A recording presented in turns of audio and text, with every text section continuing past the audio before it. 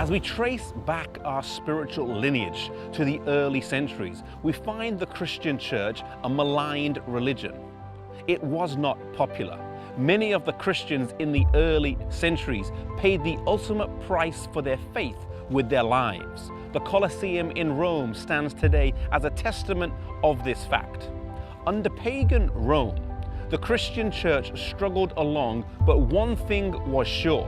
The intensity of the persecution kept the church free from nominal and lukewarm Christians.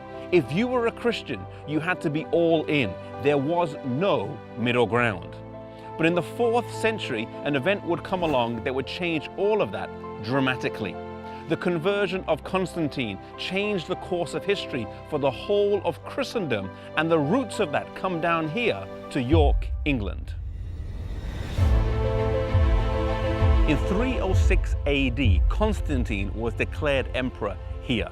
His father, Constantinus, was in Britain from 305 to 306 AD, and Constantine was with him until his death. He was then declared emperor, but it was not to be a smooth sailing. There were counterclaims to the emperorship from Licinius and Maxentius. And it was before a battle with Maxentius that Constantine felt he needed more help than just the soldiers he had, and so he sought the help of God. He believed he saw a cross in the sky and heard the words, "By this sign you shall conquer." He took this as a sign to convert to Christianity, and a major switch began to take place. Rome would go from being pagan to papal, from paganism to professed Christianity.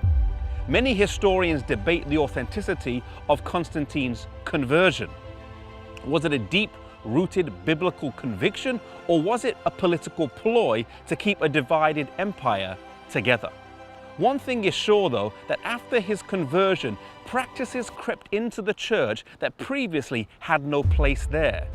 Temples that were pagan were changed to Christian. The Pantheon in Rome was changed into a Christian church, and the names of gods were changed to Christian saints. For example, Jupiter became Saint Peter, and the list goes on.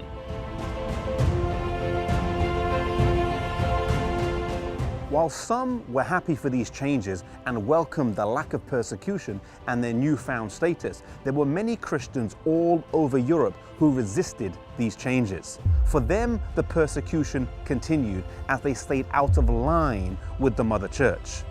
These were Christians who were maintaining the pure apostolic faith that was handed down to them over the years. There were scattered groups of people all over Europe, in northern Italy, in southern France, the Celtic Church here in Britain, and in various other places. The Bible refers to them as the church in the wilderness in Revelation chapter 12, verses 6 and 14. They were not always the biggest, they were not always the largest, but God would always have a people that were true to Him and that were faithful to His word. And so from this point on, 2 branches of the church would emerge. The recognized, the mainstream, but the compromised church, and then the persecuted, often the smaller, but the pure church. The question for us today is, which one of these 2 are we a part of? May we never compromise truth for popularity.